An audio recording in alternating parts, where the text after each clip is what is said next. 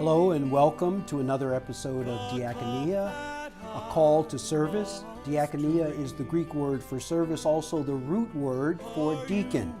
This show is dedicated to talking about how the call of service is for all of God's people, not just those ordained as deacons in the Archdiocese of Chicago. I'm Deacon Jim Norman, delighted to be here with you. I'm Vicar for Deacons for the Archdiocese of Chicago, and honored to serve at Our Lady of Sorrows Basilica on the west side of Chicago. With me, as always, is Deacon Dave Brinsick, our Associate Director in the Office of the Permanent Diaconate. Dave, welcome. Welcome, Jim. Thank you. And Dave, you serve at? Holy Guardian Angels Parish in Brookfield, LaGrange Park. Well, welcome again, everyone. And we're delighted to have as our guest Deacon Dan Moore, is the Director of Deacon Formation, newly appointed Director of Deacon Formation in the Archdiocese of Chicago, working out of USML. Deacon Dan, welcome. Thank you very much. It's great to be here with you. Thank you. Thank you for joining us. We'd like to begin new director of the Deacon Formation Program and following Deacon Bob Puhala, who served for over 20 years in that role. So we'd just like to begin to give our audience, give them an opportunity to get to know you. So Dave will begin with some initial questions. Welcome, Dan. So good to see you. Thank you, Dave. Tell us a little about yourself, Dan. What's your background? Yeah, so my background is had been in information technology. I was a programmer, analyst, and then a manager for about 32 years, working in the secular world, the for-profit world. Changed careers to come here, and I'm starting my 9th week today. I was ordained in 2012, May of 2012. I currently serve at St. Thomas Becket in Mount Prospect, St. Thomas Becket, St. Alphonsus Liguori Parish in Mount Prospect. Prior to that, I was at St. Mary of Vernon in Indian Creek. I'm married. This coming Saturday will be my wife, Noelle, and my 26th anniversary, 28th anniversary. Good to get that right. Yeah. Congratulations. We won't let Noelle know. We have a son, Charlie, who's 23. Great. So yeah, when Deacon Bob announced his retirement, I was contacted and invited to apply for and interview for this role. Now, Dan, you taught some classes for the program prior to your actually coming on board as director, correct? That's correct. So I teach in the Deacon Formation Program the fall semester, presiding at rites and rituals to the Year 2 candidates. So it's a semester-long course on how to assist the pre-celebrant at Mass, how to celebrate baptisms, marriages outside of Mass, funeral rites, and communion services, among others. So then, what is your current responsibilities now as director? Well, primarily it's, I'm just starting my 9th week here, so I'm still doing a lot of listening and learning and getting caught up to speed on making sure that the schedules are all buttoned up and aligned with other programs in the school in terms of space and time. And making sure that I am arranging the proper faculty for all of those courses and events, planning retreats, spiritual events, academic formation, other gatherings, preparing candidates, moving to the next level, ultimately preparing for ordained ministry as permanent deacons. And Dan, your responsibilities are for both the English and the Spanish-speaking program? Yes, that's correct. So one of my long-range goals with, steps along the way is unifying the Spanish and English cohorts into one program. Historically, they were very separate programs. And so what we'd like to do is bring them together. Currently, we're moving towards, our worship events, doing those together, some social events. Ultimately, what I'd like to do, what we need to do is align on academic schedules while keeping the preferred language for learning to the individual. But we would be aligned then on the scope and sequence in the academic schedule. So as you think about how long will that take, that consolidation or bringing together of the two programs, is that a 2-year, a 3-year, a 4-year process? I see it, as I said, we're doing it in steps. I think it's probably going to take at least 4 years. I will be forming a committee to help kind of gather ideas, gather planning, getting some experience together, and making a plan for how to roll that out. How many men do you currently have in the program, Dan? 63 in both combined, if you combine the Spanish and English language candidates and aspirants. And just to give a sense additionally, how many in the aspirancy year and how many slated for ordination in May? There are 5 English-speaking aspirants and I believe 8 Spanish-speaking aspirants. And I believe we have about 18 guys who are on track to enter into the ordination path early next spring to be ordained in May. Okay, great. And how many English? If you roughly know, how many English, how many Spanish? To be ordained. To be ordained, yes. Yeah, the exact breakdown, I think it's about 32 English-speaking candidates and around 27, 26 Spanish-speaking men in the program. Okay. I wanted, we may need to step back for our audience, for those listeners who are not deacons or deacons' wives. Dan, if you just take a minute to explain, if I were interested in becoming a deacon, what's the path towards ordination? You've talked about aspirancy, we've talked about path to ordination. So how long does it take to become a deacon in the Archdiocese of Chicago today? The deacon formation program is a 4-year program. It's made up of a few different paths.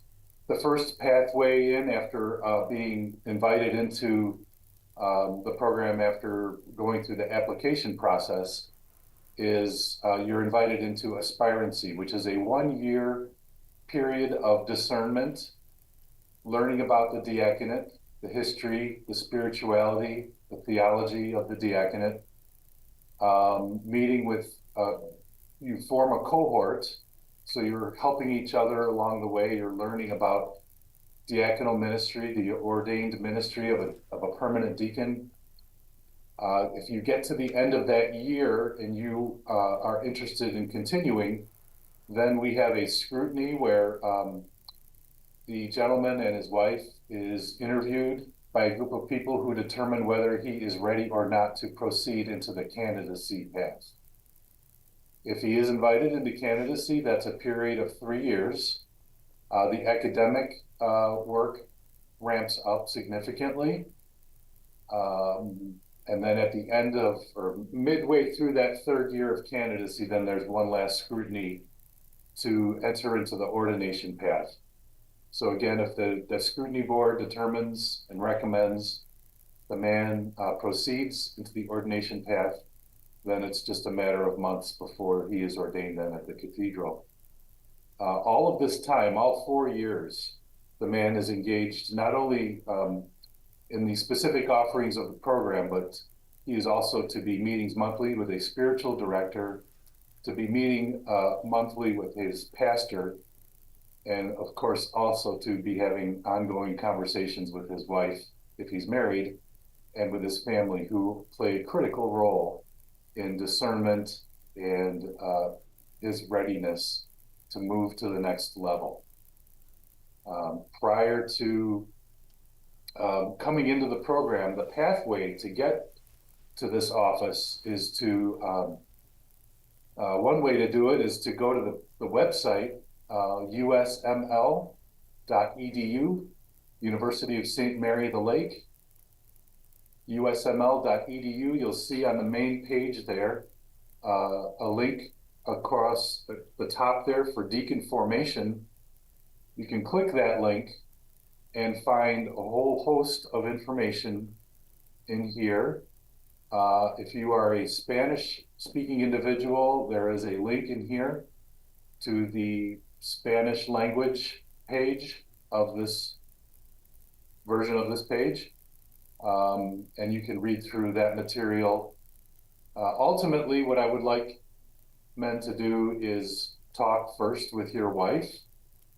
Tell them about, hey, I feel the Spirit may be calling me to look into this, to look into diaconal ministry. I feel moved to service.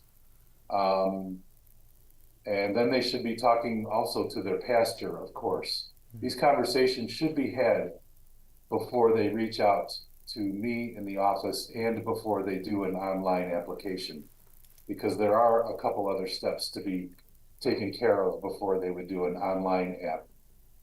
But of course, all of this, is predicated on the movement of the Spirit, a life of prayer, a heart committed to service. Of course, a deep love to Jesus Christ and to serve his church. That's the best way to move into, to engage that path into the program. Now, Dan, if I'm a gentleman, again, these things you've mentioned, I have a love of service. I have my wife is on board on this. I've talked with my pastor. Do I need a college degree to apply, or do you take men who maybe just have a GED, or what's kind of educational requirements do you have? Yeah, the high school, the academic requirement is a high school diploma or GED equivalent. The coursework is at a mid-undergrad level. And as you can imagine, we have guys who come into the program with high school diplomas, with master's degrees, undergraduate degrees, a whole host of different experience in the parish. They may have been working for the church, or like myself, have just been in the secular world, working in IT, for example. So you have men, blue collar, white collar, right? From what it sounds like. Absolutely. Yep. The Spirit calls as the Spirit moves. So I know as we think about our community, there are plumbers, electricians, mailmen, lawyers, directors, engineers, entrepreneurs, former vice presidents of companies, writers, newspaper reporters, writers, editors in the program, looking at and pointing to Dave Brinsick in that regard. I was going to ask, go ahead. That's what makes the cohort experience so rich and lively, is you gather these guys together, they spend all of this time together, but just looking at all of the vast experience that they have and the different way they're responding to the Spirit, it's inspiring. It's a great thing to see. Yeah. Hey, could you talk for just a minute the requirement of the wife? I mean, the wife accompanies the man through aspirancy and on to the ordination path. But what are the requirements or expectations of the wife during aspirancy and during formation? Sure. So, of course, there's that critical mention that I made earlier about, the wife, the husband needs to talk to his wife before he even applies or even talks to his pastor. The home, the domestic church, um, she plays a critical role in that church. And so um, she is integral to discernment, to keeping her husband grounded, humble, and a sense of humor. Um, but what we do is we deliberately engage the wife in her permission, her assent for her husband to enter into formation, enter into aspirancy in writing.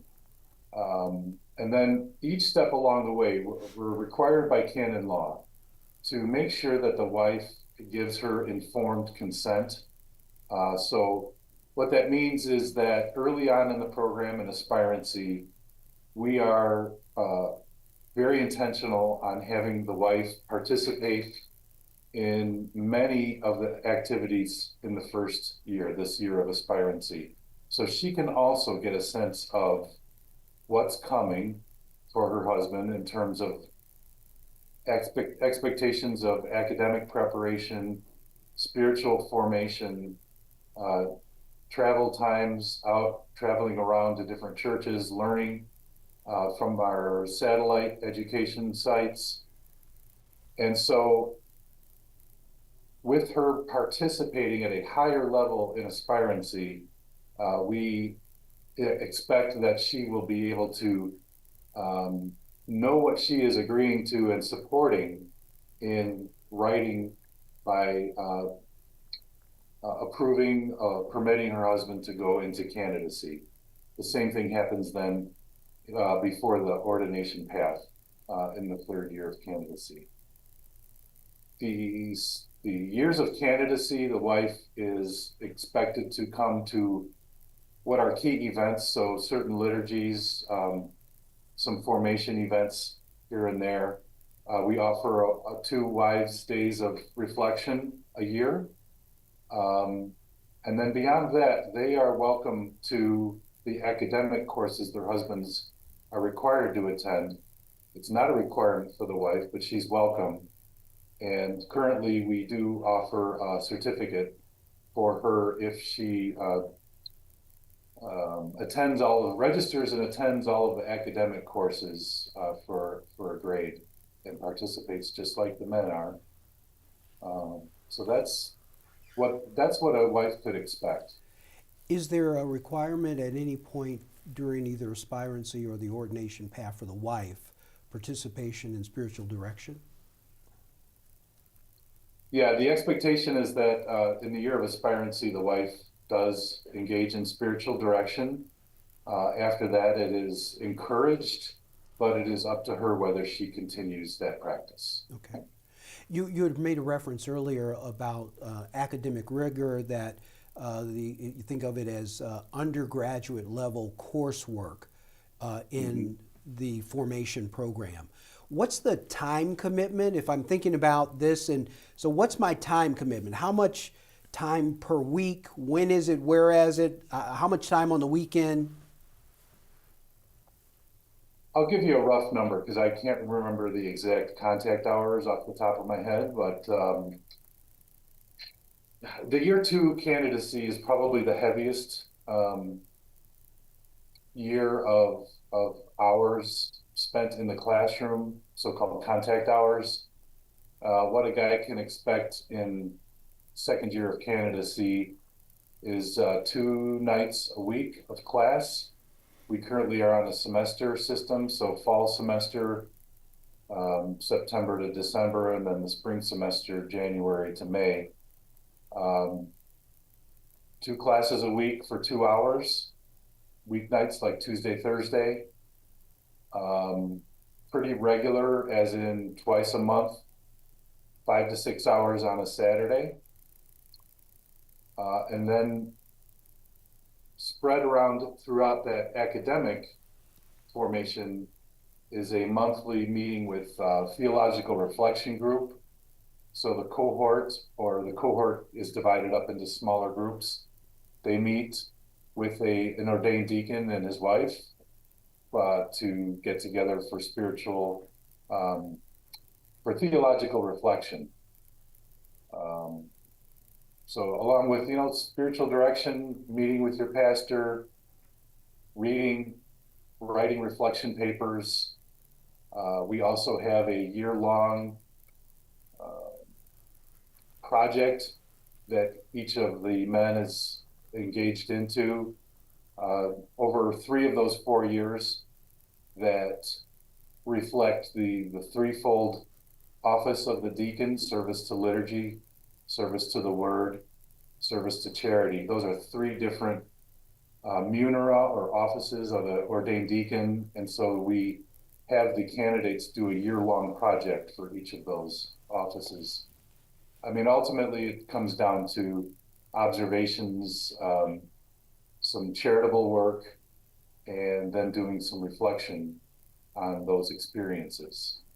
So it's quite the rigorous program. I gave you the heaviest year. Yeah, year 2 of candidacies is the most hours. Year 1, year 3 are also challenging, but not quite as involved in the number of hours as year 2 is. Mm-hmm.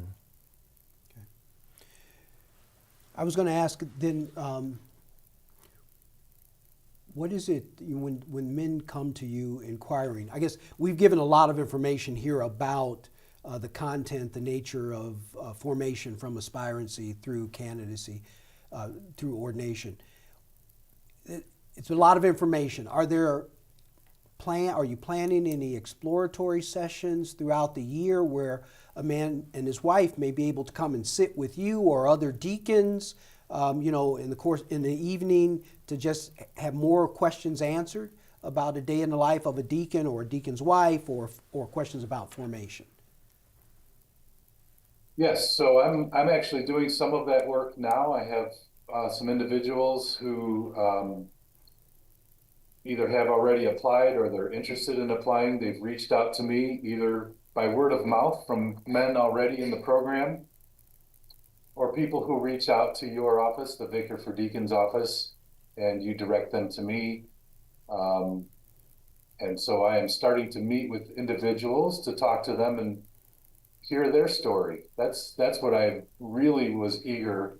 One of the many reasons I was very eager to take on this role is to hear these stories and walk with these men and go into this formation experience. But we are, in addition to individuals reaching out to me to talk, to see more about what the program looks like, we are also going to offer what we have offered over the years is these come and see type exploring the diaconate sessions, mm-hmm. both in person or online. Mm-hmm. And I believe we are going to offer a couple in January to start off 2025. I'm not sure exactly yet where those will be published, but we will be promoting where those will be, date, time, and location, and then the online events too. I will either be hosting them or we'll host them together. So the application process is rolling. It rolls. We take applications all year long. The deadline is August 1st, but quite honestly, I would really like to see applications come in much sooner than that, so that we can get everything processed and ready to go before the end of August when classes start. Okay. You mentioned one of the things that attracted you to the job was being able to hear the men's stories and learning more about their call. The other, I'm going to assume the other was you're a teacher in the program, so there's some joy that you find in teaching. Are there other elements that attracted you to this role of director of formation? Honestly, no. I mean, it was really I was blown away when I was asked to teach in the program, and it was a topic that I love, which is serving in the liturgy. Um, and it was really, I think, that love that just made me very eager to do more, to help more, to be involved in these scrutinies boards, to help where I could. Um, and then when I was contacted, I was very pleased, and just put a lot of prayer to it and conversations with my wife Noelle. So it And was how, that love of teaching for sure. it sounds like you have a full plate, Dan, but how has this, I know you've only been in the job for 9 weeks, but how has this touched your heart so far? Wow. Um, I have been moved by the expression of support and encouragement by the formation community, by the men and their wives who are in the program, the faculty, the community here at USML, the School for Parish Leadership and Evangelization. And I also couldn't be doing this job without the help of Deacon Bob Puhala, who's been so gracious in his retirement to offer me, time on the phone to answer some questions and encourage me. It's just it's been a really terrific experience. This is a very difficult job, but I feel I am in the right place, and I'm so thankful to have this opportunity. I look forward to um, just a lot of growth and strengthening up the program, and just journeying with people on their path. In that, maybe in that regard, as we draw towards a close, um, I want to ask different communities how they might be able to provide help and support to you. So the first would be the diaconate community. And then what about parishes? How could parishes support your efforts, and pastors? So diaconate community, parishes, members, and then Yeah, pastors. thank you. Yeah, because I should have also given a major shout out to the diaconate community, which has also been very supportive of me in this new role, and reaching out to offer help. Um, so first and foremost, of course, this cannot be done without a lot of prayer. So please, everyone, keep this office in your prayers, first and foremost. From the diaconate community, I I am hoping to engage in collaboration, where we can collaborate to make things simpler and um, better, I suppose. Specifically, I may need some help with some mentoring, and with possibly doing some interviews for people who are applying to the program. Those are the things that I can think of right off the top of my head, but hey, it's Monday. Talk to me on Friday. We'll probably have a few more from the parish community was next. Is that correct? Yes.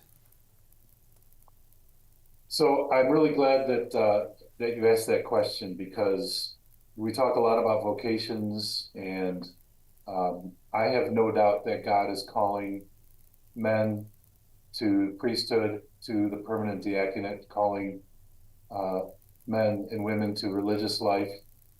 Um, I'm not sure how well we're listening, and I'm not sure how well we are encouraging others. And so, what I would just like to say to people in the parishes is open your eyes and open your heart and look around and see who are these guys who are clearly men of prayer, men who love Jesus Christ, who have a heart for service, and no matter what state in life they are, married or single, encourage them.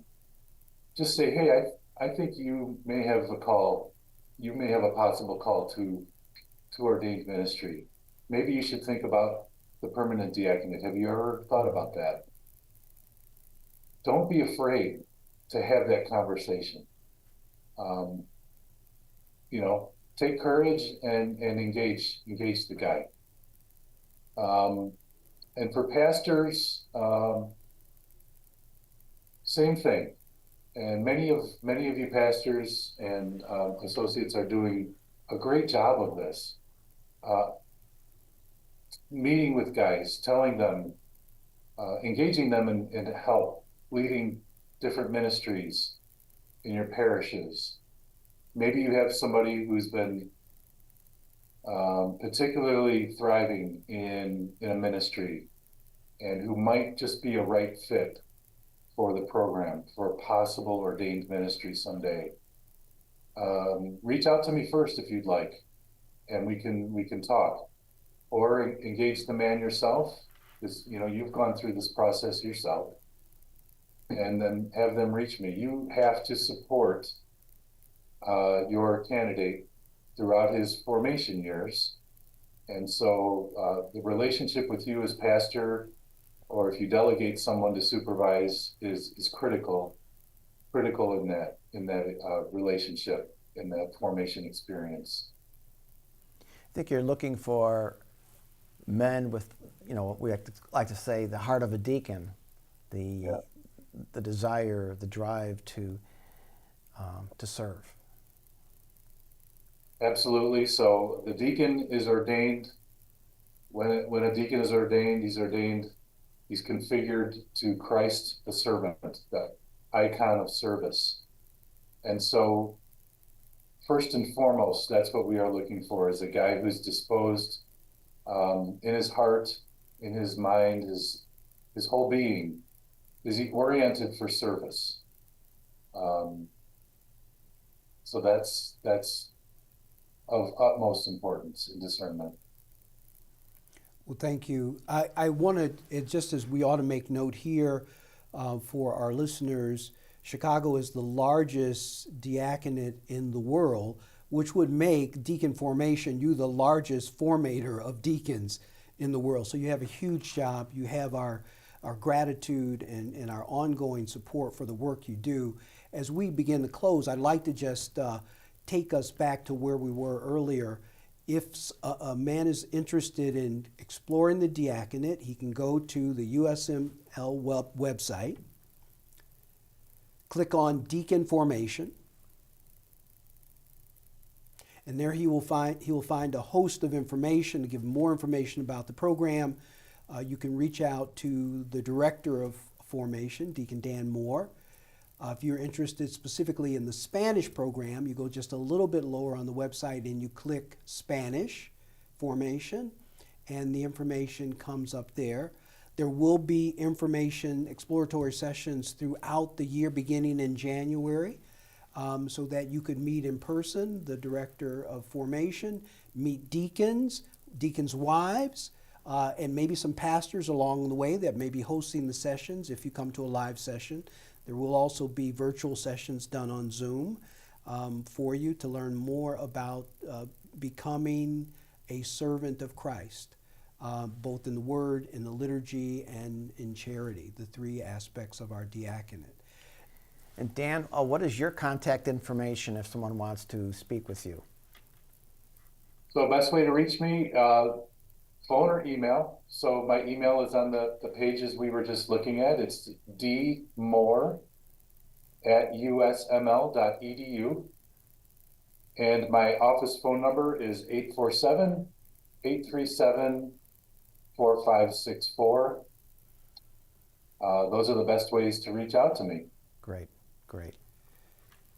Dan, thank you for being here with us. Thank you for your work. We'll be praying for you and looking to support you in any way we can. We ask our audience to do the same. God bless you. God bless, Dan. Thank you so much. God bless you. Thank you. Not to be served, but to serve.